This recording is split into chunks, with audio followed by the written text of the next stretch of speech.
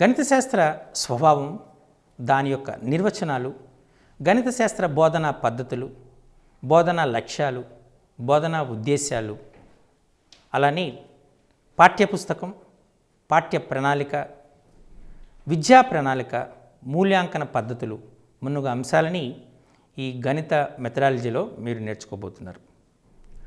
గణిత అంశాలకు సంబంధించినటువంటి ప్రశ్నల్ని టీఆర్టీ, ఎస్జిటి ఎగ్జామ్లో మీరు సులభంగా రాయగలుగుతారు.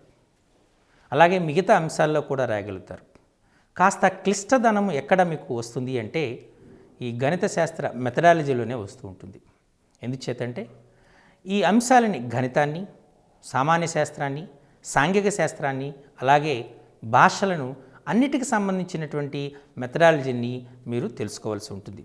అంటే ఒక ఎస్జిటి ఉద్యోగానికి మీరు అన్ని అంశాలని కూలంకుషంగా నేర్చుకోవాల్సిన అవసరం కూడా ఉంది. దీనికోసం మీకు స్పష్టధనం అనేటువంటిది చాలా అవసరం. ముఖ్యంగా గణితము అంటే it's a science of all sciences, it's an art of all arts. గణితం అన్ని అంశాలతో కూడా సహసంబంధాన్ని కలిగి ఉంటుంది. అందుచేతనే గణితాన్ని మనం సింపుల్గా mathematics is the queen of all sciences అంటారు. గణితంలో ప్రవేశం లేనిదే మిగతా అంశాలని నేర్చుకోవటం చాలా కష్టం అని కూడా చెప్పచ్చు. గణితంలోనే అమూర్త భావనలు ఉంటాయి. మనం అమూర్త భావన నుండి మూర్త భావనల వైపుకి ప్రయాణం చేస్తూ ఉంటాం. అలాగే ఆగమన పద్ధతి నుండి నిగమన పద్ధతికి వస్తూ ఉంటాం. విశ్లేషణ నుండి సంశ్లేషణకు, సంశ్లేషణ నుండి విశ్లేషణకు మారుతూ ఉంటాం. కాబట్టి గణితముని పూర్తిగా నేర్చుకోవాల్సినటువంటి ఆవశ్యకత అనేటువంటిది మనకు ఉంది. ఇప్పుడు మనం గణితం సంబంధించినటువంటి కొన్ని ప్రశ్నల్ని, అసలు గణితం అంటే ఏంటో మనం నేర్చుకుందాం. గన్ అంటే లెక్కించటము. గ్రీకు భాషలో మ్యాంథనీన్ అంటే నేర్చుకోవడం, టెక్నీ అంటే కళ లేదా సూక్ష్మ పద్ధతి. ఆత్మ యొక్క ఉత్తమోత్తమైన అభ్యాసమే గణితం అని చెప్పినటువంటి శాస్త్రవేత్త పాస్కల్. మనం గణితాన్ని లెక్కించడానికి వాడుతూ ఉంటాం. అందుచేతనే మనకు గణితము అంటారు. గణనకు ఉపయోగించేటటువంటి శాస్త్రాన్నే గణితం, సింపుల్గా చెప్పాలంటే. గన్ అంటే లెక్కించటం అనేది అందరికీ తెలిసిన విషయమే. ఇప్పుడు మ్యాథమెటిక్స్ అనేటువంటి దాన్ని మనం వాడుతున్నాం. మ్యాథమెటిక్స్ అనేటువంటిది 2 గ్రీకు పదాల నుండి గ్రహించబడింది. ఆ గ్రీకు పదాలు మ్యాంథనీన్, టెక్నీ అంటారు. మ్యాంథనీన్ అంటే గ్రీకు భాషలో నేర్చుకోవడము అని అర్థం. టెక్నీ అంటే కళ లేదా సూక్ష్మ పద్ధతి. అంటే మనము నేర్చుకోవటానికి ఉపయోగించేటటువంటి కళ లేదా సూక్ష్మ పద్ధతిని సింపుల్గా మ్యాథమెటిక్స్ అనేటువంటి అంటారు. ఆత్మ యొక్క ఉత్తమోత్తమైనటువంటి అభ్యాసాన్ని గణితము, పాస్కల్ అంటారు. మీకు పరీక్షల్లో వివిధ గణిత శాస్త్రవేత్తలు, విద్యావేత్తలు గణితాన్ని ఏ విధంగా నిర్వచించారు అనే అంశాలపైన మీకు ప్రశ్నలు వచ్చే ఆస్కారం ఉంటుంది. అలానే మనకు గణితము అనే అర్థం అంటే ఏంటి, అలాగే గణితం ఇంగ్లీష్లో మ్యాథమెటిక్స్ అంటున్నాం కాబట్టి ఈ మ్యాథమెటిక్స్ అనే పదము ఏ పదాల నుండి ఉత్పన్నమైంది అనే దానిపైన ప్రశ్న వస్తుంది. కాబట్టి ఈ మ్యాంథనీన్ అంటే నేర్చుకోవటము, టెక్నీ అంటే కళ లేదా సూక్ష్మ పద్ధతి అనే అంశాలని మీరు గుర్తుపెట్టుకోవాల్సి వస్తుంది. ఈ 3 అంశాల్లో ఒక అంశం పైన ఖచ్చితంగా ప్రశ్న వచ్చే ఆస్కారం ఉంది కాబట్టి వీటిని జాగ్రత్తగా పరిశీలించండి. గణితం యొక్క నిర్వచనాలు, వివిధ విద్యావేత్తలు గణితానికి సంబంధించినటువంటి నిర్వచనాలు ఇవ్వడం జరిగింది. గణితం కేవలం భాషా స్వరూపము అనేటువంటి ఒక చెప్తున్నారు. ఎందుచేతనంటే గణితంకి ఒక నిర్దిష్టమైనటువంటి భాషా లక్షణాలు ఉన్నాయి. గణితంలో వివిధ సాంకేతిక రూపాలను వాడుతున్నాం, సంకేతాలను వాడుతున్నాం. గణితానికి సంబంధించినటువంటి స్వతహా లేదా స్వంత పదజాలం ఉంటుంది. మనం సరేఖీయాలు, గురుత్వ కేంద్రము, ప్రవచనాలు, ఇటువంటి పదాలు వేరే భాషలో కానీ వేరే శాస్త్రంలో కానీ కనబడవు. కేవలం గణిత భాషలోనే కనబడతాయి. వివిధ గుర్తులు, స్వరూపాలు, సర్వసమానాలు, లంబము, సమాంతరము, greater than, less than, equal, not equal, ఇలాంటి వివిధ గుర్తులు గణితంలోనూ మాత్రమే సాధ్యమవుతాయి. భాషని ఏ అయితే లక్షణాలు ఉంటాయో గణితానికి అన్ని లక్షణాలు ఉన్నాయనేటువంటిది చెప్పచ్చు. కొన్ని ప్రశ్నలు కూడా మనం గణిత భాషను విద్యార్థి స్పష్టంగా నేర్చుకున్నాడా లేదా అనేటువంటి దానికోసం ప్రశ్నిస్తూ ఉంటాం. అంటే మనం ఉదాహరణకి ఒక దీర్ఘచతురస్రంలో పొడవు వెడల్పు కంటే 3 రెట్లు ఎక్కువ. దీనిని సాంకేతిక రూపంలో వ్యక్తపరచము అని అంటాం. చూసారా? అలాగే 3 సహజ సంఖ్యల లబ్ధము 6 చే భాగింపబడుతుంది. దీన్ని సాంకేతిక రూపంలో అంటే 6 divides n into n+1 into n+2 అని రాస్తాం. కాబట్టి వీటిని మనం వ్యక్తపరచడానికి భాషకి కొన్ని పదజాలాలు కావాలి, కొన్ని గుర్తులు కావాలి, కొన్ని సాంకేతికాలు కావాలి. అందుచేత దీన్ని గణితాన్ని భాషా స్వరూపం అని కూడా అంటారు. ఇది ఒక విధమైన తార్కిక నిర్మాణం. గణితం అనగానే తార్కికత అనేటువంటిది ఉంటుంది. ఈ తార్కిక లక్షణాలు అనేటువంటివి గణితానికి చాలా ఎక్కువగా ఉన్నాయి. సో మనం ప్రశ్నిస్తూ ఉంటాం. అన్ని సందర్భాల్లో ఒక త్రిభుజములోని 3 కోణాల మొత్తము 180 డిగ్రీలు అంటాం. ఇది త్రిభుజానికి మాత్రమే చెందుతుంది, మిగతా దానికి చెందదు. ప్రతి సంఖ్యకు అదే సంఖ్య కారణాంకం అవుతుంది అని చెప్తాం. ఇలా ప్రతి వాక్యానికి కూడా ఒక తార్కికత అనేటువంటిది ఉంటుంది. 2 సరిప్రధాన సంఖ్య అని చెప్తాం. ఏదైనా ఒక సంఖ్యను నిశ్శేషముగా భాగించేటటువంటి సంఖ్యని కారణాంకము అంటారు. అలాగే మనం గసాబా కసాగు తీసుకున్నాం అనుకోండి. గసాబా అనేది కసాగునకు కారణాంకం అవుతుంది అని చెప్తాం. ఇలా ఒక్కొక్క అంశానికి తార్కికత అనేటువంటిది ఉంటుంది. మనం జామితీయ నిర్మాణాల్లో చెప్పచ్చు, లేదా సంఖ్యాశాస్త్రంలో చెప్పచ్చు, సాంఖ్యిక శాస్త్రంలో చెప్పచ్చు. ఏ అంశాన్ని తీసుకున్నా ఒక నిర్దిష్టమైన తార్కికత అనేటువంటిది ఉంటుంది. కాబట్టి గణితం అంటే తార్కిక నిర్మాణము అనేటువంటి చెప్పడం జరిగింది. అలాగే గణితం అంటే సంఖ్యలకు అంతరాలకు సంబంధించినటువంటి విషయం. సంఖ్యాశాస్త్రం మనం సహజ సంఖ్యలు, పూర్ణ సంఖ్యలు, పూర్ణాంకాలు, అకరణీయ సంఖ్యలు, కరణీయ సంఖ్యలు, భిన్నాలు, నిష్పత్తులు, దశాంశాలు, ఇలా మనం సంఖ్యలకు సంబంధించినటువంటి దాని గణితం అంటాం. అలాగే అంతరాలు అంటే మనకు 2 డైమెన్షనల్ 3 డైమెన్షనల్ అంటూ అంటాం. అంటే ద్విమితీయము త్రిమితీయము అని చెప్పుకుంటాం. దీర్ఘచతురస్రము, చతురస్రము, వృత్తము, సెక్టర్ ఇలాంటి భాగాలు అనేటువంటి ద్విమితీయం అంటాం.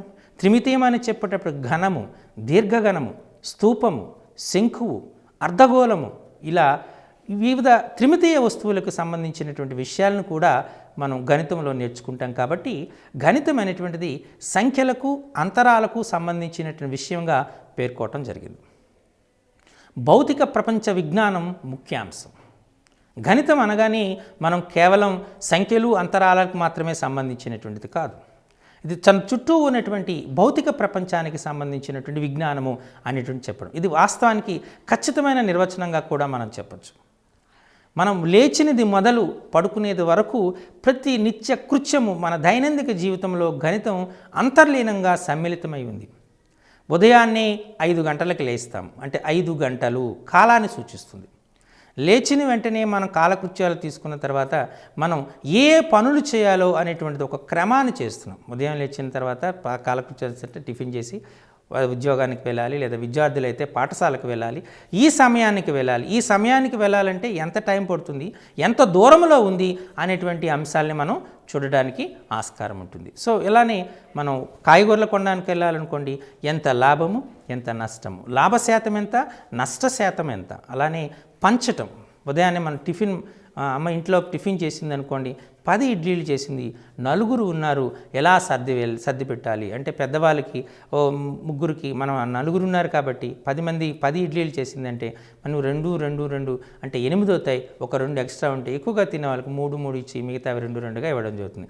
ఇక్కడ ఏమవుతుంది, అనుపాతం ఉంటుంది, అనులోమానుపాతము, విలోమానుపాతము, మిశ్రమ నిష్పత్తి, ఇలాంటి అనేక అంశాలు అనేటువంటి మన జీవితంలో చేస్తూ ఉంటాం. అంతేనా? కాబట్టి ఇది భౌతిక ప్రపంచమైన, అలాగే కాలము పని, కాలము దూరము. అలాగే మనం ఏదైనటువంటి మన పరిధిని చూసామనుకోండి, ఒక పొలాన్ని చూసామనుకోండి, ఆ పొలము ఏ ఆకృతిలో ఉంటుంది అనేటువంటిది, అది ట్రిపిజియం ఆకృతిలో ఉందా, త్రిభుజ ఆకృతిలో ఉందా, చతురస్రాకృతిలో ఉందా, దీర్ఘచతురస్రాకృతిలో ఉందా, దాని వైశాల్యం ఎలా కట్టాలి, దాని యొక్క పరిధిని ఎలా కట్టాలి అంటూ చూస్తున్నాం. అలానే మనం ఒక నదిని దాటాలనుకోండి, మన విద్యాజ్ఞానం లేనిటువంటి వ్యక్తి కూడా పడవ నడుపుకుని ఒక నదిని దాటాలంటే ఈ నది యొక్క వెడల్పు ఎంత ఉంటుంది, ఈ వెడల్పును దాటడానికి ఎంత సమయం పడుతుంది అనేటువంటి అంశాలను కూడా పరిశీలిస్తుంటారు. ఇలా ప్రతి అంశము కూడా మనకు ఈ గణితంతో ముడిపడి ఉన్నటువంటిది. అలాగే ఆనందాన్ని ఇచ్చేటువంటి మేధా ప్రవృత్తి, గణితం చేస్తూ చాలా ఆనందం పొందొచ్చు. అంటే గణితం మన నిత్య జీవితంలో ఒక భాగమైంది కాబట్టి గణితాన్ని ప్రాక్టీస్ చేస్తూ మనం చాలా ఆనందాన్ని పొందేటువంటి ఆస్కారం ఉంటుంది. మేధా సంపత్తి కూడా బాగానే పెరుగుతుంది. అందుచేత మేధా ప్రవృత్తి అనేటువంటిది గణితం అనేటువంటి చేయాలంటే అన్ని సబ్జెక్టుల్లో కన్నా గణితాన్ని చేయడానికి నిర్దిష్టమైనటువంటి మేధా సంపత్తి అనేటువంటిది ఉండాలి. దానికి ఇది ఎందుచేతనంటే ఇది అమూర్త భావం నుండి మూర్త భావనకు పోతూ ఉంటుందన్నమాట. సో అమూర్త భావం నుండి మూర్త భావనకు పోయేటప్పుడు ఇంతకుముందు మీకు చెప్పినట్టు 2 అనే అంకె చెప్పాం. 2 అనేదానికి విలువ ఉందా? 5 అనేదానికి విలువ ఉందా? ఉండదు. 2 అండ్ ఏమిటి 2 అనేది కేవలం ఒక సంకేతం. 2 యాపిల్ పళ్ళు, 5 మామిడి పళ్ళు అంటే దానికి విలువ ఉంది. అంటే మనము ఈ గణిత సాంకేతికాలని మనం నిత్య జీవిత సంఘటనలతో మిళితం చేస్తేనే దానికి నిర్దిష్టమైన అర్థం వస్తుంది. A:B దానికి అర్థం లేదు. A:B అనేది 10 మీటర్లు 25 మీటర్లు అంటే దానికి అర్థం ఉంది. అంటే 2 వస్తువుల యొక్క లేదా రెండింటి యొక్క పొడవుల నిష్పత్తిని మనం చెప్పడం జరుగుతుంది. ఇలా ఆనందించేటటువంటి మేధా ప్రవృత్తిని మనం గణితము అనేటువంటి అనడానికి ఉపస్కారం ఉంది. ఇప్పుడు మరికొన్ని డెఫినేషన్స్ అన్ని చూద్దాం. దత్తాంశం నుంచి సారాంశాన్ని సాధించేటటువంటి పద్ధతి. అంటే దత్తాంశం అంటే ఇచ్చినటువంటి అంశాన్ని దత్తాంశం అంటారు. సారాంశం అయితే ఏ విషయాన్ని అయితే మనం కనుగొనాలో దాన్ని సారాంశం అంటారు. అంటే మనం ఉదాహరణకి మనం ఏదైనా తీసుకున్నాం అనుకోండి, దత్తాంశం నుండి సారాంశాన్ని సాధించేటటువంటి ఒక మామిడి పండు ఖరీదు 2 రూపాయలు, 10 మామిళ్ళ పళ్ళ ఖరీదు ఎంత అని అడుగుతాం. అంటే అక్కడ మనకు దత్తాంశం ఏంటి? ఒక మామిడి పండు ఖరీదు 2 రూపాయలు, అది దత్తాంశం. సారాంశం ఏంటి? 10 మామిడి పళ్ళ ఖరీదు ఎంత అనేటువంటిది సారాంశం. అక్కడ ఏం చేస్తున్నాం? ఒక మామిడి పండు ఖరీదు మనం 2 రూపాయలు అని తీసుకున్నాం అనుకోండి, అప్పుడు 10 మామిడి పళ్ళు అంటే 10 × 2 20 రూపాయలు అనేటువంటి చెప్తాం. ఇలా సాధించేటటువంటి పద్ధతి. అలాగే ఒక వ్యక్తి దగ్గర ఒక 10,000 రూపాయలు ఉన్నాయి. తన కొడుకుకి 5,000 రూపాయలు, కుమార్తెకు 2,000 రూపాయలు, భార్యకు 1,000 రూపాయలు ఇవ్వగా అతని దగ్గర ఎంత మిగులుతుంది అనేటువంటి ప్రశ్న వేస్తాం. అక్కడ మనకు దత్తాంశం ఏంటి? ఆయనకు తన వద్ద ఉన్నటువంటి సొమ్ము 10,000 రూపాయలు. అలానే ఇచ్చిన సొమ్ము ఎంత అంటే 5,000 రూపాయలు కొడుకుకి, 2,000 రూపాయలు కుమార్తెకు, 1,000 రూపాయలు భార్యకి ఇవ్వడం వల్ల మొత్తం ఇచ్చిన సొమ్ము అంటే 5,000 + 2,000 + 1,000 అంటే 8,000. అంటే 10,000లో 8,000 రూపాయలు ఇచ్చిగా మిగిలినది ఎంత అంటే 2,000 రూపాయలు. ఇలా మనం ఒక సాధించే పద్ధతి, దీన్ని మనం గణితము అనేటువంటి అంటారు. దత్తాంశం నుంచి సారాంశాన్ని సాధించే పద్ధతిని మనం గణితము అనేటువంటి చెప్పడం జరిగింది. అలాగే సంఖ్యలతో కొలతలు, విజ్ఞాన శాస్త్రాధార కొలతలతో వైశాల్యాలు, ఘనపరిమాణాలు, కాలము, బరువు మొదలైన అంశాలని గణించటాన్ని గణితము అంటారు. ఒక పాత్రలో ఉన్నటువంటి నీటి పరిమాణం ఎంత, లేదా నీటి ఘనపరిమాణం ఎంత, ఒక ప్రాంత వైశాల్యం ఎంత, ఒక ప్రాంతం యొక్క చుట్టుకొలత ఎంత, అంటే ఒక నిర్దిష్టమైన దూరాన్ని ప్రయాణం చేయడానికి పట్టే కాలం ఎంత, ఒక వస్తువు యొక్క బరువు ఎంత, ఇలా వీటిని అన్నిటినీ లెక్కించాలి అంటే ఖచ్చితంగా మనకు కొలతలు అనేటువంటి అవసరం. ఈ సంఖ్యలతో కూడినటువంటి కొలతలని శాస్త్రాధార పద్ధతుల్లో శాస్త్రీయంగా మనం లెక్కిస్తున్నాం ఉపయోగించేటటువంటి శాస్త్రమే గణితము అనేటువంటిది చెప్పడం జరిగింది. ఇలా గణితానికి సంబంధించినటువంటి అంశాలని మనం చెప్పతే దాన్ని మనం గణితము అనేటువంటి అనడం జరిగింది. అలానే అనిశ్చిత విషయాన్ని బహిర్గతపరిచి నిశ్చిత విషయంగా అందించేదే గణితం అంటారు. అంటే మనకు కొన్ని విషయాలు తెలియవు, అంటే తెలియని విషయాన్ని, ఇది తెలియని విషయం, ఈ విషయాన్ని మనము తెలిసే విషయంగా మార్పు చెందించటం అనేటువంటిది అని చేసుకున్నాం. నా దగ్గర కొంత సొమ్ము ఉంది, నేను మార్కెట్కి పోయి 10 మామిడి పళ్ళు కొన్నాను, ఒక్కొక్క పండు ఖరీదు 2 రూపాయలు. అలానే మార్కెట్లో నేను 5 కొబ్బరి బండాలు కొన్నాను, ఒక్కొక్క కొబ్బరి బండం ఖరీదు 20 రూపాయలు అని చెప్పాం. 5 కొబ్బరి బండాలు తీసుకున్నాం అంటే 10 మామిడి పళ్ళు కొన్నాం, ఒక్కొక్క మామిడి పండు ఖరీదు 2 రూపాయలు. 5 కొబ్బరి బండాలు కొన్నాం, ఒక్కొక్క కొబ్బరి బండము 5 రూపాయలు. ఇంకను నా దగ్గర 30 రూపాయలు మిగిలింది. అయితే నా దగ్గర ఉన్నటువంటి సొమ్ము ఎంత అని క్వశ్చన్ వేసాం అనుకోండి. ఇక్కడ అనిశ్చిత విషయం ఏంటి, ఎంత ఉందో నాకు తెలియదు. ముందు ఏం చేశాను, 2 రూపాయల లెక్క 5 మామిడి పళ్ళు కొన్నాను, అంతేనా? అని 10 మామిడి పళ్ళు కొన్నాను. 10 మామిడి పళ్ళు కొన్న 10 రెళ్ళ 20 రూపాయలు, బాగానే ఉంది. అలానే మనం ఏం చేస్తున్నాము, అలాగే 5 కొబ్బరి బండాలు కొన్నాను, ఒక్కొక్క కొబ్బరి బండం ఖరీదు 20 రూపాయలు. అంటే 25లో 100 రూపాయలు, 100 ప్లస్ 20 120 రూపాయలు. అంటే నేను నా దగ్గర ఉన్న సొమ్ములో 120 రూపాయలను ఖర్చు పెట్టాను. అంటే ఎంత రూపాయలు మిగిలింది? 30 రూపాయలు. అంటే ఖర్చు పెట్టిన సొమ్ము 120 రూపాయలు, మిగిలిన సొమ్ము 30 రూపాయలు. కాబట్టి మొత్తం విలువ 150 రూపాయలుగా మనం చెప్పవచ్చు. ఇక్కడ అనిశ్చితమైన విషయం ఏంటి? నా దగ్గర ఎంత సొమ్ము ఉంది అనేది తెలియదు. దాన్ని మనం ఏం చేసాము? ప్రక్రియ ద్వారా బహిర్గతపరిచి చివరకు నా వద్ద ఉన్న సొమ్ము 150 రూపాయలుగా మనం చెప్పటం సాధ్యమవుతుంది. ఇలా అనిశ్చితమైనటువంటి విషయాన్ని బహిర్గతపరిచి నిశ్చిత విషయంగా చెప్పటాన్ని మనం గణితము అంటారు. అలాగే కేవలం ఒక సహకార సాధన, దాని ముఖ్యమైన ప్రయత్నం విజ్ఞాన శాస్త్రం. ఇది సహకార సాధన అంటే ఒక సమస్యా సాధనకు మనం ఉపయోగించేటటువంటి ఒక పద్ధతి, ఒక మెథడ్. దీని ద్వారా మనం విజ్ఞాన శాస్త్రాన్ని తయారు చేస్తున్నాం అనేటువంటి మరొక నిర్వచనం. వాస్తవానికి గణితము విజ్ఞాన శాస్త్రము అనేది both sides of the same coin. ప్రాథమిక స్థాయిలో గణితము విజ్ఞాన శాస్త్రం వేరువేరుగా ఉండొచ్చు, కానీ ఉన్నత స్థాయిలో విజ్ఞాన శాస్త్రము గణితము మిళితమై ఉంటాయి. అందుచేతనే మనం అప్లైడ్ మ్యాథమెటిక్స్ని ఫిజిక్స్ అంటున్నాం, అప్లైడ్ ఫిజిక్స్ని మ్యాథమెటిక్స్ అంటున్నాం. చూసారా? కాబట్టి ప్రాథమిక స్థాయిలో వీటి మధ్య విభేదం ఉండొచ్చు కానీ, లేదంటే భిన్న ధృవాలుగా కనబడచ్చు కానీ, క్రమేపీ అంటే ప్రాథమిక స్థాయి నుండి సెకండరీ స్థాయి, సెకండరీ స్థాయి నుండి మాధ్యమిక స్థాయి, మాధ్యమిక స్థాయి నుండి ఉన్నత స్థాయికి వెళ్ళేటప్పుడు ఖచ్చితంగా గణితము విజ్ఞాన శాస్త్రము సమ్మిళితం అవుతుంది అనేటువంటి విషయాన్ని గుర్తుంచుకోవాలి. మరి ఇప్పుడు వేరే అంశాన్ని చూద్దాం, అంటే మరికొన్ని డెఫినేషన్స్ అనేవి. ఆత్మ యొక్క ఉత్తమోత్తమైనటువంటి అభ్యాసమే గణితము, ప్రపంచ వృత్తులన్నింటిలోనూ ఇది చక్కనైనటువంటిది అనేటువంటి చెప్పినటువంటి శాస్త్రవేత్త పాస్కల్.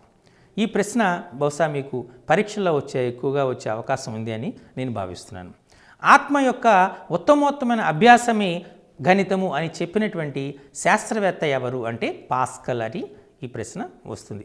ఇది ఎందుకంటే మనం ఆత్మ యొక్క ఉత్తమోత్తమైన అభ్యాసం అంటే దీనికోసం తార్కిక జ్ఞానం కలగాలి, వివేచన కలిగి ఉండాలి, మనకు ఆగమన నిగమన పద్ధతుల్లో ఆలోచించేటటువంటి లక్షణము కలిగి ఉండాలి, మనం ఇచ్చినటువంటి అంశాన్ని విశ్లేషణ చేయగలగాలి, కొన్ని సందర్భాల్లో సంశ్లేషణ ద్వారా విషయాన్ని కనుక్కొనాలి. ఇలా అనేక అంశాల యొక్క ఉత్తమోత్తమైనటువంటి లక్షణాల యొక్క కలయికే మనం గణితము అనేటువంటి చెప్పేటటువంటి ఆస్కారం ఉంటుంది. ప్రపంచ వృత్తులన్నింటిలో కూడా ఇది చక్కనైనటువంటి గణితం అనేటువంటిది ఈరోజు చూస్తున్నాం. గణితం సహసంబంధం కలిగిన అంశమే లేదు. ఏ విద్యార్థి అయితే గణితంలో మంచి ప్రతిభను కలిగి ఉంటాడో ఆ విద్యార్థి మిగతా అంశాల్లో ఖచ్చితంగా మంచి ప్రతిభను కలిగి ఉంటాడనేటువంటిది నిరూపించబడినటువంటి సత్యం.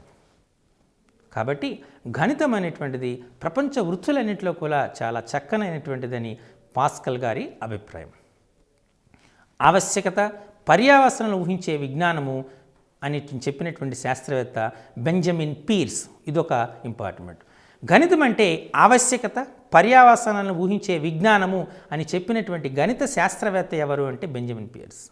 ఆవశ్యకత మీరందరికీ తెలుసు, necessity is the invention, mother of invention అంటారు.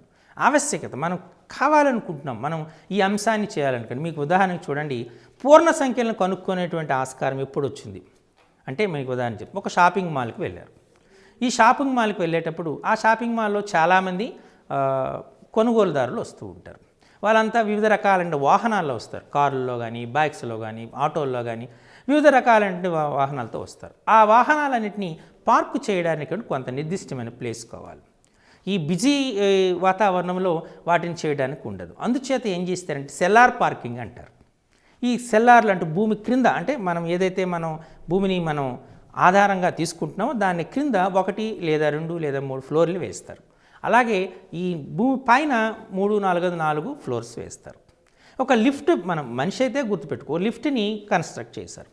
ఆ లిఫ్ట్లో మీరు ఎంటర్ అయ్యారనుకోండి, ఆ లిఫ్ట్లో వెళ్ళేటప్పుడు ఆ లిఫ్ట్ అర్థం చేసుకోవాలి కదా ఏ ఫ్లోర్లోకి వెళ్ళాలని. మీరు అక్కడ చూస్తే గ్రౌండ్ ఫ్లోర్, అలాగే 1, 2, 3, క్రిందకు వచ్చినప్పటికీ -1, -2, -3 అనేటువంటి అని చూపిస్తారు. అంటే మిషన్ ఎలా అర్థం చేసుకుంటుంది?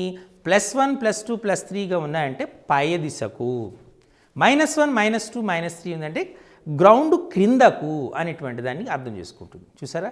అంటే ఇక్కడ మనకు ఆ ఆవశ్యకత అనేటువంటి ఏర్పడింది. ఆవశ్యకత ఏర్పడడం వల్లే మనం ఈ సంఖ్యలని నేను చూస్తున్నాం. అంతకుముందు సున్నాని కనుక్కున్నటువంటి వాళ్ళు మన భారతీయులే. సున్నా యొక్క అవసరమే రాలేదు. కానీ కొన్ని సందర్భాల్లో నా దగ్గర ఏమీ లేదు, నీకు ఇవ్వాల్సిన సొమ్ము ఏమీ లేదు అని చెప్పడానికి, నథింగ్ అని చెప్పడానికి జీరో అనేటువంటిది వాడవలసి వచ్చింది. అందుచేత ఇలా ఆవశ్యకత అనేటువంటిది మనకు సైన్స్ని డెవలప్ చేస్తూ ఉంటుంది. సో పర్యావసనాన్ని అంటే దాని తర్వాత వచ్చేటటువంటి పర్యావసనాలు ఏంటి? ఏదైనా ఒక త్రిభుజం తీసుకుంది, ఆ త్రిభుజం ఒక భుజాన్ని పొడిగించాం, ఏర్పడే బాహ్య కోణము దేనికి సమానంగా ఉంటుంది? లేదా ఒక కోణ సమద్విఖండన రేఖ చేసాము, అది ఏం జరుగుతుంది? అలాగే మనం ఒక దీర్ఘచతురస్రం యొక్క పొడవుని 100% పెంచాం, అప్పుడు దాని వైశాల్యంలో మార్పు ఏంటి? లేదా దాని చుట్టుకొలతలో మార్పు ఏమిటి? ఇలా మనం పర్యావసనాలు ఒక ప్రక్రియ చేసిన తర్వాత వచ్చేటటువంటి పర్యావసనాల గురించి ఊహించేటటువంటి విజ్ఞానమే గణితము అనేటువంటి చెప్పినటువంటి శాస్త్రవేత్త బెంజమిన్ పీర్స్. ఈ బెంజమిన్ పీర్స్ గారు మనకు ఆవశ్యకత, పర్యావసనాలను ఊహించే విజ్ఞానమే మనకని చెప్పడం జరిగింది. అలానే విశదంగా చెప్పిన ఆధారతత్వాలను ఆశ్రయించి వాటి నుంచి తర్కరీతిలో పొందిన ఫలితాలనే విమర్శించే విజ్ఞానమే గణితము అనేటువంటి చెప్పడం జరిగింది. ఇప్పుడు మీరు చూడండి, ఒక సంఖ్యకు అనంతమైనటువంటి ఒక రేఖకు అనంతమైనటువంటి సమాంతర రేఖలను గీయొచ్చు. కానీ ఒక బిందువు ఇచ్చామనుకోండి, ఆ ఇచ్చిన నిర్దిష్ట బిందువు గుండా ఇచ్చినటువంటి సరళ రేఖకు గీయగలిగినటువంటి సమాంతర రేఖల సంఖ్య ఒకటే అవుతుంది. ఇక్కడ తర్కం ఏంటంటే ఖచ్చితంగా ఆ రేఖానికి సమాంతరంగా ఆ బిందువు గుండా పోయేది ఒకటి అవుతుంది. అలానే మనం ఏదైనా రెండు సమాంతర రేఖల్ని ఒక తిర్యగ్రేఖ ఖండిస్తే ఏర్పడేటటువంటి కోణాలు సమానం, కరస్పాండింగ్ యాంగిల్స్ ఆర్ ఈక్వలెంట్. ఇలా మనం చాలా అంశాలని మనం చెప్తూ ఉంటాం. మనం ఉదాహరణ తీసుకున్నారనుకోండి, ఒక రాశి పెరిగితే ఇంకొక రాశి పెరిగింది అనుకోండి, ఒక రాశి తగ్గితే ఇంకొక రాశి తగ్గింది అనుకోండి, అటువంటి సందర్భాన్ని మనం అనుపాతము అంటాము, అనులోమ అనుపాతము అంటాం. ఒక రాశి పెరిగితే ఇంకొక రాశి తగ్గింది, ఒక రాశి తగ్గితే ఇంకొక రాశి పెరిగింది అనుకోండి, దాన్ని విలోమ అనుపాతం అంటాం. ఇలా మనకు ఆధారాలు ఉంటే దాన్ని ఆధారంగా తీసుకొని మనం చేస్తూ ఉంటాం. అలాగే చక్రవడ్డీ, బారువడ్డీ, కాలము, దూరము, పని, ఈ అన్ని అంశాలను కూడా మనం ఒక తర్క రీతిలో మనం విశ్లేషణ చేసి మనం సంపాదించే విజ్ఞానమే గణితము అనేటువంటి చెప్పడం జరిగింది. అలానే మనకు ఇప్పుడు మీరు చూస్తే విజ్ఞాన శాస్త్రం కంటే మిన్నైంది, అద్భుతమైంది, మానవునికి నిత్య జీవితంలో ఎంతో ఉపయోగపడేది, ప్రశంసనీయమైంది, ప్రదర్శించదగ్గది అనేటువంటి నిర్వచనాన్ని ఇచ్చినటువంటి శాస్త్రవేత్త బెంజమిన్ ఫ్రాంక్లిన్.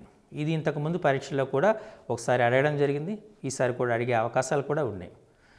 విజ్ఞాన శాస్త్రం కంటే మిన్నైంది, అద్భుతమైంది, మానవునికి నిత్య జీవితంలో ఎంతో ఉపయోగపడేది, ప్రశంసనీయమైంది, ప్రదర్శించదగింది అనేటువంటి చెప్పినటువంటి గణిత శాస్త్రవేత్త ఎవరు అని అడిగితే బెంజమిన్ ఫ్రాంక్లిన్ అనేటువంటిది రాయవలసి ఉంటుంది.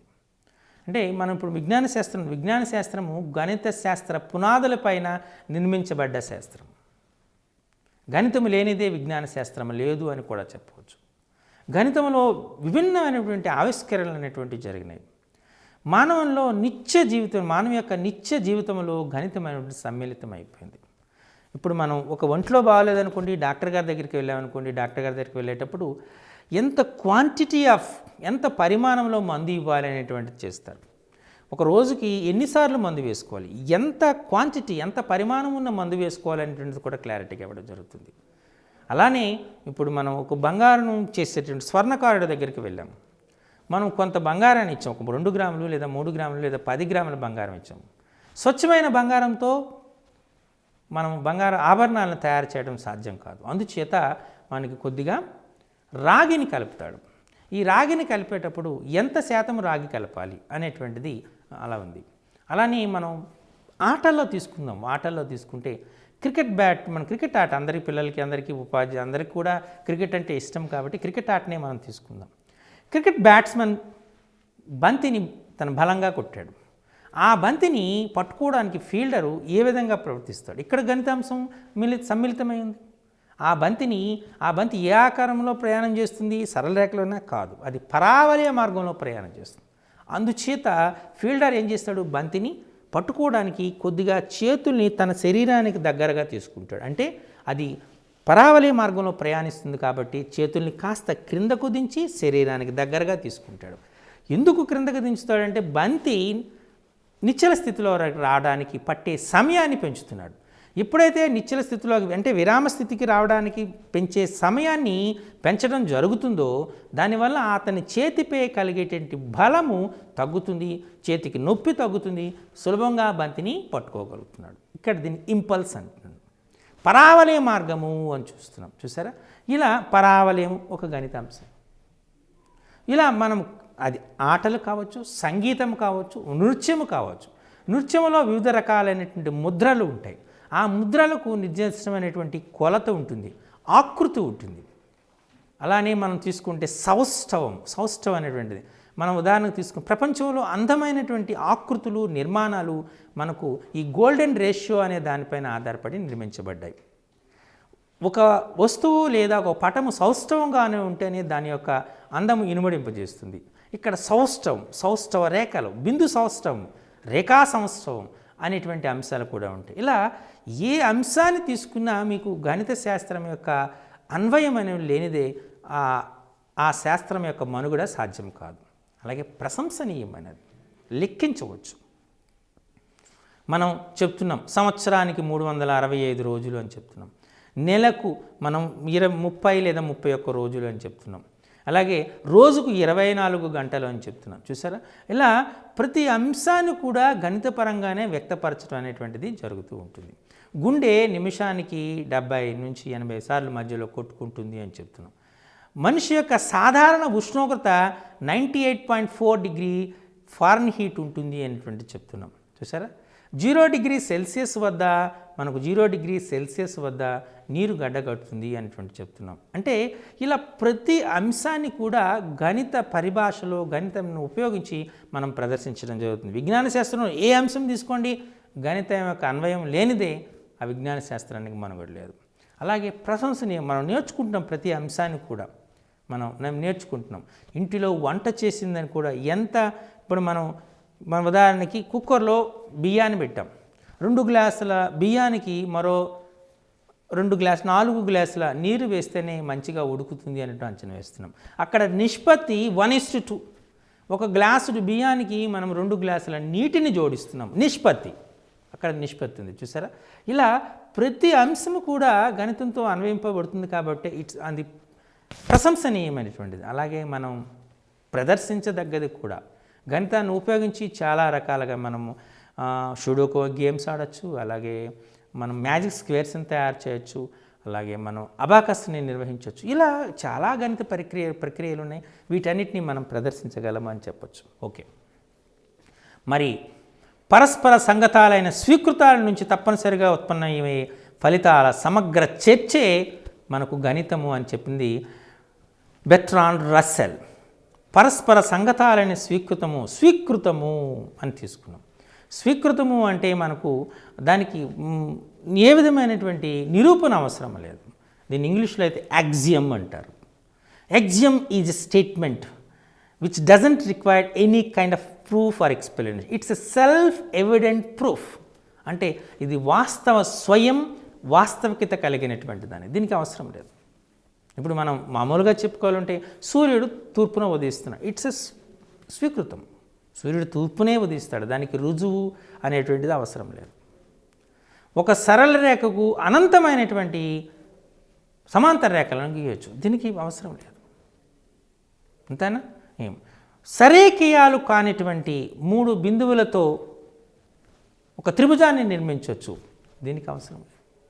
ఇలా కొన్ని స్వీకృతాలు మనం తీసుకుంటున్నాం. ఈ స్వీకృతాలని నుండే మనం మరికొన్ని చేస్తున్నాం. ఇప్పుడు ఇంతకుముందు చెప్పినట్టు ఒక సరళ రేఖకు అనంతమైనటువంటి సమాంతర రేఖలు గీయవచ్చు, కానీ ఒక నిర్దిష్టమైన బిందువు ఇచ్చినప్పుడు ఆ బిందువు గుండా ఆ సరళ రేఖ గీయగలిగినటువంటి సమాంతర రేఖల సంఖ్య 1 అని ఖచ్చితంగా చూసారు.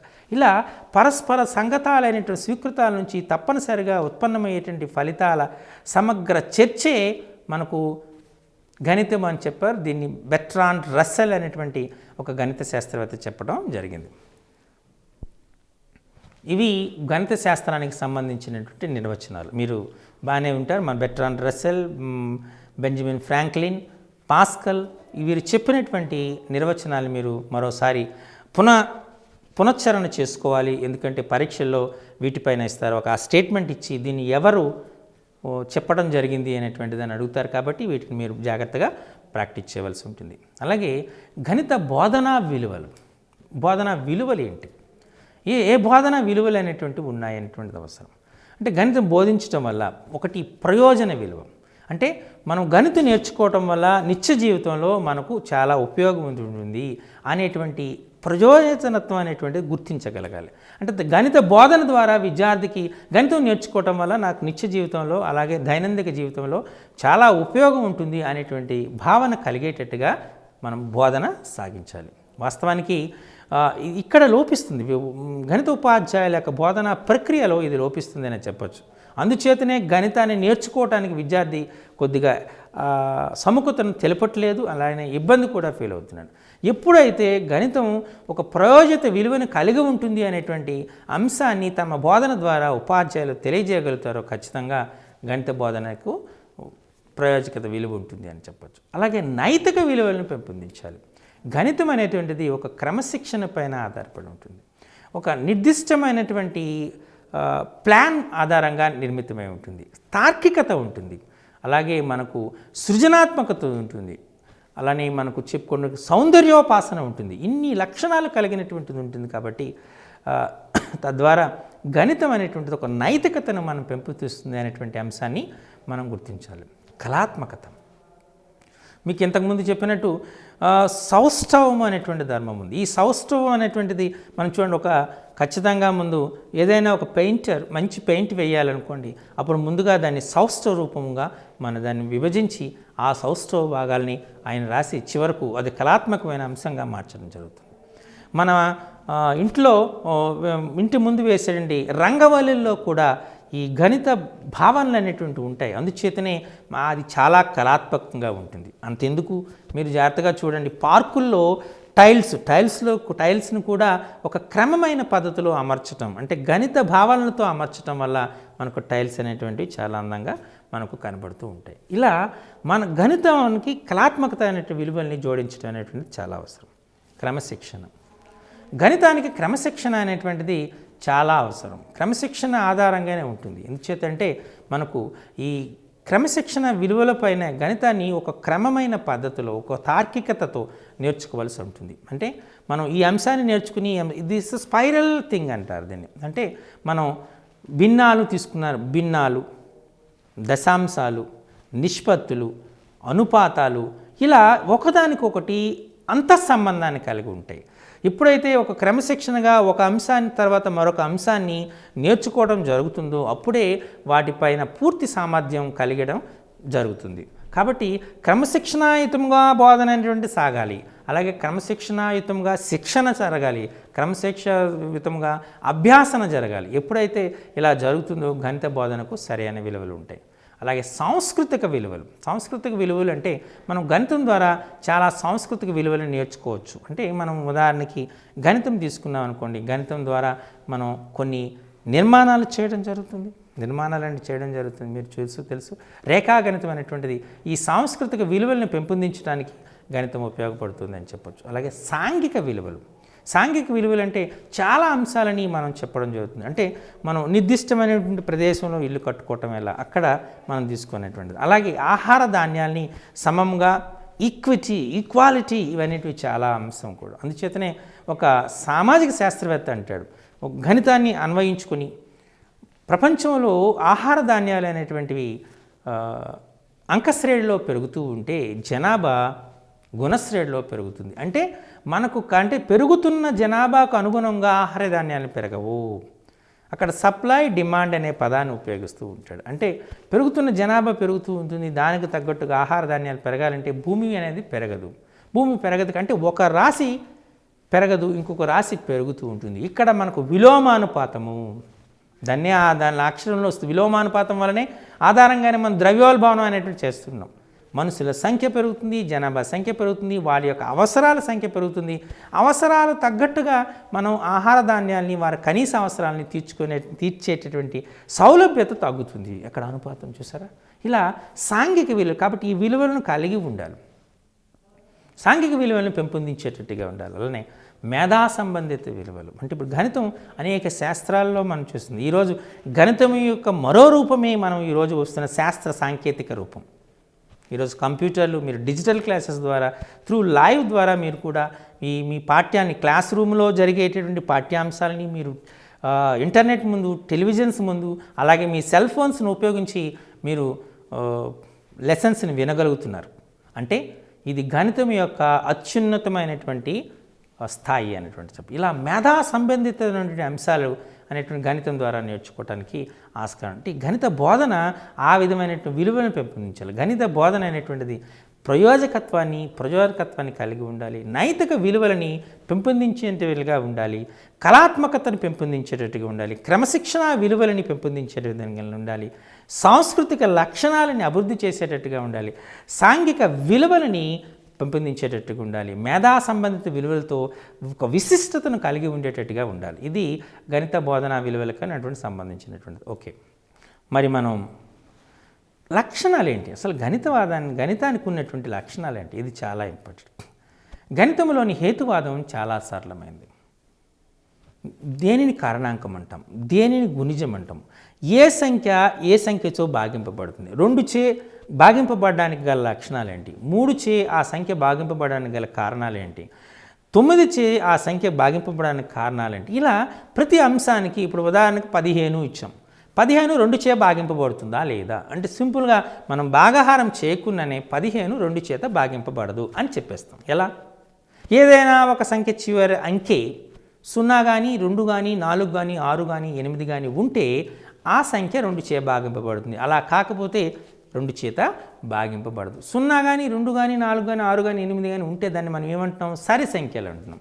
సరి అంటే 2 యొక్క గుణిజాలు, అంటే 2 యొక్క గుణిజాలు ఖచ్చితంగా 2 చేత భాగింపబడతాయి. అందుచేత ఇలా హేతువాదం ఉంటుంది. అందులో ఆ హేతువాదం కూడా క్లిష్టతరంగా ఉండదు, చాలా సరళంగా ఉంటుంది. అందుచేత గణితంలోని హేతువాదం చాలా సరళంగా ఉంటుంది అనేటువంటి చెప్పడానికి సాధ్యంగా ఉంటుంది. అలాగే ఇందులో ఎటువంటి మాటల గారడీ కానీ కాలాపహరణం కానీ జరగదు. అంటే మనం ఏదో అంశాలని కాలక్షేపం కోసం చేసేటటువంటి అంశంగా ఉండదు. తార్కికత ఉంటుంది, రీజనింగ్ ఉంటుంది, అలాగే మనకు విశ్లేషణ ఉంటుంది, ఒక నిర్దిష్టమైన శాస్త్రీయత ఉంటుంది గణితంలో. అందుచేత గణితాన్ని మాటల గారడీ ద్వారా చెప్పేటువంటి ఆస్కారమైనటువంటిది లేదు. అలాగే గణిత శాస్త్ర ఫలితాలు సరైనటువంటివి, సరికానివి అనే 2 వర్గాలుగా ఉంటాయి. మనం చెప్పవచ్చు ఖచ్చితంగా గణిత శాస్త్ర ఫలితాలు 2n+1 అనేటువంటిది ప్రధాన సంఖ్య అనేటువంటి మనకు ఫెర్మాట్ చెప్పడం జరిగింది. తర్వాత ఆయిలర్ అనేటువంటి శాస్త్రవేత్త 2n+1 అనేటువంటిది ప్రధాన సంఖ్య కాదు, ఇది n=1కు సత్యము, n=2కు సత్యము, n=3కు సత్యము, n=4 కూడా సత్యమే. కానీ n=5 అన్నప్పుడు 641 అనేటువంటి దానికి కారణాంకం అవుతుంది. కాబట్టి ఇది ప్రధాన సంఖ్య యొక్క మనకు సాంకేతిక రూపము కాదు అనేటువంటిది, it's not a general formula అనేటువంటిది నిరూపించడానికి చూసారా. అంటే మనం ఖచ్చితంగా చెప్పచ్చు ఈ గణిత శాస్త్ర ఫలితాలు ఎలా ఉంటాయంటే ఇవి సరి అయినవి, ఇవి సరి కావు అనేటువంటి చెప్పడానికి సాధ్యమవుతూ ఉంటుంది. ఉదాహరణకి మీరు చెప్పాము 36, 48 అనేవి ఒక 2 సంఖ్యల యొక్క గసాబా కసాగలు, ఇది సాధ్యమేనా అని అడిగాను. అంటే అప్పుడు ఏం చెప్తారు? 36, 48 తీసుకున్నారు. 36, 48 యొక్క కారణాంకం కాదు. 36 గసాబా అనుకుంటే, 48 కసాగు అనుకుంటే 36 అనేది మనం ఏమి యొక్క వాస్తవికత ఏంటి? గసాబా కసాగుకు కారణాంకం కావాలి. 36, 48 కారణాంకం అవుతుందా? కాదు. అందుచేత ఇది సాధ్యమయ్యేటువంటి సంబంధం కాదు అని చెప్పేస్తున్నాం. ఇలా మనం శాస్త్ర ఫలితాలని ఇవి సరి అయినవి, ఇవి సరైనవి కావు అని చెప్పడానికి ఆస్కారం ఉంటుంది. అలాగే గణితం పూర్తిగా తార్కికమైనది. ప్రతి అంశానికి ఒక తార్కికత ఉంటుంది. మనం తీసుకునే ప్రతి అంశానికి కూడా తార్కికత ఉంటుంది. అర్థమైంది? ఇప్పుడు మనం సైన్ టీటా అని తీసుకున్నాం. ఈ సైన్ టీటాని తీసుకుంటే ఇది గరిష్ట విలువ -1, +1, కనిష్ట విలువ -1 అంటున్నాం. అలాగే ప్రతి అంశము కాలముకు తీసుకున్నా, దూరం తీసుకున్నా, మనం చూస్తూనే కాలం పెరిగింది అనుకోండి, వేగం స్థిరంగా ఉంది. కాలము పెరిగితే దూరం తగ్గుతుంది, దూరం పెరిగితే కాలం పెరుగుతుంది. ఇక్కడ అందులో చాలా తార్కికత ఉంటుందా? అనుపాతాలు తీసుకుంటే తార్కికత ఉంటుంది. ఏదైనా ఒక భిన్నం తీసుకున్నారు, ఆ భిన్నంలో ఒక భిన్నం తీసుకున్న ఆ భిన్నం యొక్క హారము తీసుకున్నారనుకోండి, హారము 2m 5n రూపంలో ఉంది అనుకోండి, 2m 5n రూపంలో ఉంది అనుకోండి, అది అంతమయ్యే దశాంశ భిన్నం. అలా కాకపోతే అంతము కాని దశాంశ భిన్నం అన్నట్టు చెప్తాం. మరి అంతమయ్యే దశాంశం, అంతం కాని దశాంశ భిన్నం అని చెప్పేటప్పుడు కారణం ఏంటి? 2m 5n అనేటువంటి 10 యొక్క గుణిజం అవుతుంది. అంటే మనం 10 చేత దాన్ని భాగించేటప్పుడు మనకు అది అంతమయ్యే దశాంశ భిన్నంగాను అంతము కాని దశాంశ భిన్నంగాను వచ్చేటువంటి ఆస్కారం ఉంటుంది. గణిత పరిభాష ప్రధాన పాత్ర పోషిస్తుంది. పరిభాష ప్రధాన పాత్ర అంటే ఇక్కడ మీరు చూసారు, గణిత భాషలో వ్యక్తీకరణ చేయడం అనేటువంటిది చాలా అవసరం. గణిత పరిభాష అనేటువంటిది ముఖ్యం. అంటే మనం చెప్పడానికి ఒక సంఖ్య ఇంకొక సంఖ్య కంటే 2 రెట్లు సగం ఉంటుంది, 3 ఎక్కువ, 3వ వంతు, ఇలా మనం గణిత పరిభాష అనేటువంటి చాలా. ఏదైనా ఒక వాక్యం అనేటువంటి తీసుకున్నారు, ఆ వాక్యం సత్యము కానీ అసత్యము కానీ ఏదో ఒకటి అవ్వాలి, అప్పుడే దాన్ని ప్రవచనం అంటాము. కొన్ని సందర్భాల్లో సత్యము, కొన్ని సందర్భాలు అసత్యము కాకూడదు.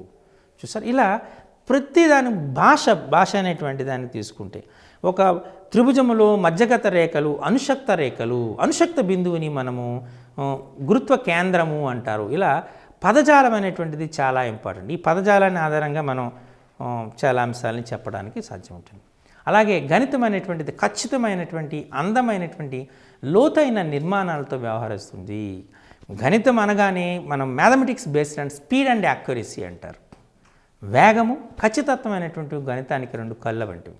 చాలా ఖచ్చితం. మనం గణితం ద్వారా, గణితం అంశాల ఆధారంగా మనం ఖచ్చితమైనటువంటి ఫలితాన్ని పొందడానికి ఆస్కారం ఉంటుంది. ఒక తార్కికత ఉంటుంది కాబట్టి అందంగా ఉంటుంది. ఆ గణిత సాధన అనేటువంటిది అందంగా ఉంటుంది. లోతైన నిర్మాణాలతో వ్యవహరిస్తుంది. అంటే ఒక అంశానికి ఇంకో అంశానికి మధ్య సహసంబంధాన్ని కలిగి దానిలో ఆ పద్ధతికి ఒక నిర్దిష్టత అనేటువంటి ఉంటూ ఉంటుంది. గణితం పొదుపైన భాషలో ఉంటుంది. మనం సింపుల్గా చెప్పడానికి ఆస్కారం ఉంటుంది. నా దగ్గర ఉన్న సొమ్ము నీ దగ్గర కంటే రెట్టింపు ఉంది, ఉన్నదానికంటే రెట్టింపు ఉంది. నీ దగ్గర ఉన్న సొమ్ము కంటే నాలో 10 రూపాయలు తక్కువ ఉంది. చాలా సింపుల్గా ఉన్న భాషలో చెప్పడానికి ఈజీగా ఉంటుంది. పొడవు వెడల్పు కంటే 2 యూనిట్లు ఎక్కువగా ఉంటుంది అని చెప్పడం. ఇలా ప్రతి అంశాన్ని కూడా పొదుపైన భాషలో గణితాన్ని మనం చెప్పడానికి ఆస్కారం ఉంటుంది. అలాగే గణిత అంశానికి మూర్త, అమూర్త భావనలు కలిగి ఉంటాయి. మూర్త భావనలు, అమూర్త భావనలు ఉంటాయి. ఇప్పుడు మీకు చెప్పినటువంటిది అబ్స్ట్రాక్ట్స్. 2 అనే దానికి విలువ లేదు. 2 పెన్నులు అనేటువంటి దానికి ఉంటుంది. అక్కడ మూర్తం నుంచి అమూర్తానికి మనం షిఫ్ట్ అయ్యేటువంటి ఆస్కారం ఉంటుంది. సూత్రాలను ఉపయోగిస్తున్నాం. కొన్నిటిని పరిశీలించి దాని ద్వారా మనం సూత్రాన్ని చేస్తున్నాం. అంటే మూర్త భావం నుండి అమూర్త భావనకి మనం వెళ్ళేటువంటి ఆస్కారం ఉంటుంది. నిత్య జీవితంతో అనుసంధానం కలిగి ఉంటుంది. నిత్య జీవితంతో అనుసంధానం కలిగి ఉంటుంది. గణితం ఎల్లవేళలా నిత్య జీవితంతో అనుసంధానం కలిగి ఉంటుంది. ఇది మీరు అంశాన్ని తెలుసు ఉంటుంది. ఇంతవరకు మనం చాలా చేసాం. దైనందిన కార్యక్రమంలో గణితం లేనిదే మనం ఆ దైనందిన కార్యక్రమాన్ని నిర్వహించలేమనేటువంటిది వాస్తవం. మరి గణిత స్వభావానికి సంబంధించినటువంటి ప్రసిద్ధ వాదాలు ఉన్నాయి. వాటి మీద ప్రశ్నలు వచ్చే ఆస్కారం ఉంటుంది. జాగ్రత్తగా పరిశీలించండి.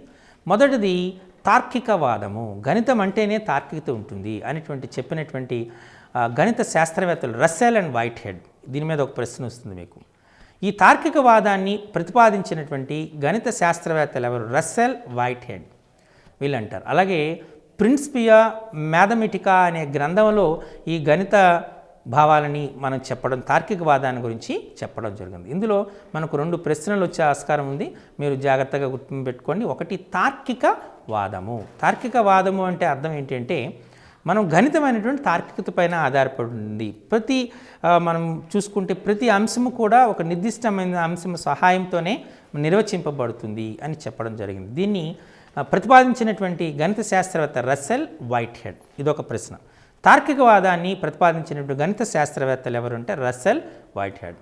ఏ గ్రంథంలో ఈ తార్కికవాదాన్ని తెలియజేశారు అంటే ప్రిన్సిపియా మ్యాథమెటికా అనేటువంటి గ్రంథంలో రాయటం జరిగింది. ఇలా 2 ప్రశ్నలు వచ్చేటువంటి ఆస్కారం ఉంటుంది. ఇప్పుడు మనం అలాగే సహజ జ్ఞానవాదము అనేటువంటి గణితానికి సహజత్వం ఉంటుంది. పరిశీలన ద్వారా మనం గణితాన్ని నిర్మించుకోవచ్చు, గణితాన్ని నేర్చుకోవచ్చు అనేటువంటి దాన్ని చెప్పడం జరిగింది.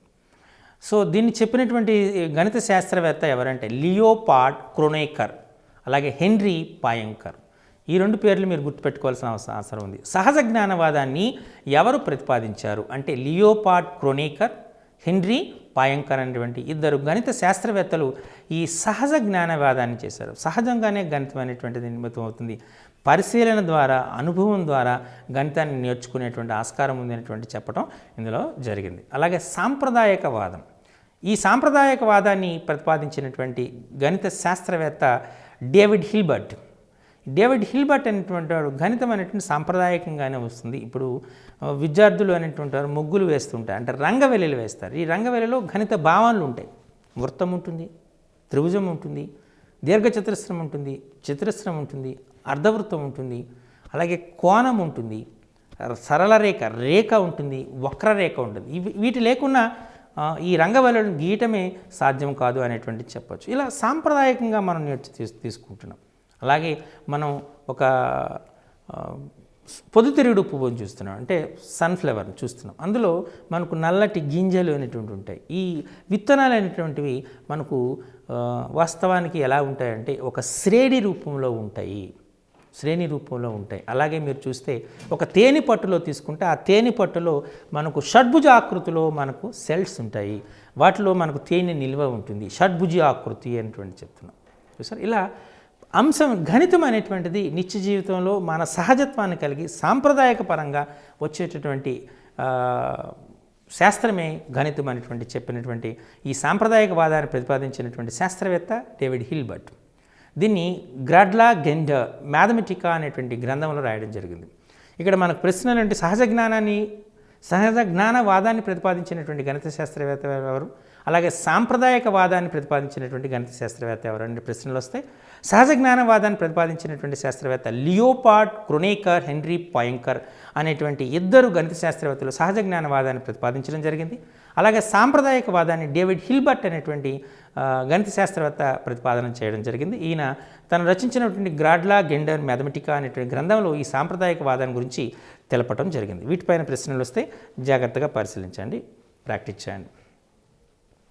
మరి ఇందులో మనకు ఈ గణిత చరిత్ర అనేటువంటి ఎలా వచ్చింది అంటే మనకు ఏదైనా చరిత్ర అనేటువంటిది ఆ శాస్త్రం నేర్చుకోవడానికి ఎంతో సహజపడుతుంది. మీరు ఇప్పుడు సైన్స్ చూసారనుకోండి, న్యూటన్ ఖాళీగా చిన్నతనంలో ఒక 5-6 సంవత్సరాల వయసులో ఉన్నప్పుడే ఒక యాపిల్ చెట్టు కింద ఉండేటప్పుడు యాపిల్ పండు క్రింద పడింది.